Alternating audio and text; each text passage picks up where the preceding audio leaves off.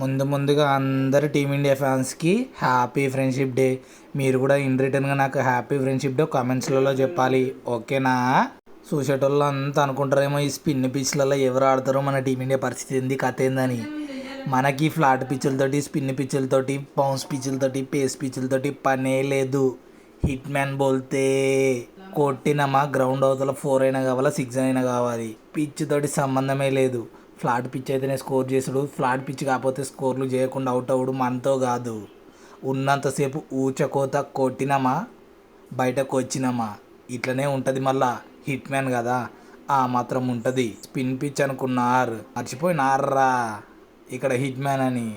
ఫ్రంట్కి వెళ్ళి ఫ్రంట్ ఫుట్లో బాల్ లేపితే straight to the ground, on to the field అవ్వాలి. హిట్ మ్యాన్ మర్చిపోకండి. బ్యాక్ టు బ్యాక్ మంచి నాకులాడు ఫ్లాట్ పిచ్చెస్ మీదనే కాదు, స్పిన్ పిచ్ల మీద అయినా, వంకర టొంకర పిచ్ల మీద అయినా సరే కొట్టుడు అట్లుంటుంది మీ రోహిత్ భాయ్ తోటి.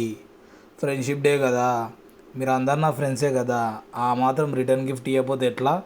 మీరు ముందే మమ్మల్ని మస్తు ఇష్టపడతారు మ్యాచ్లు చూడడానికి. ఇన్ రిటర్న్లో మంచి స్టార్ట్ చేయకపోతే మన టీమిండియా వాళ్ళు ఎట్లా గుంజుకపోవాలా మ్యాచ్ని?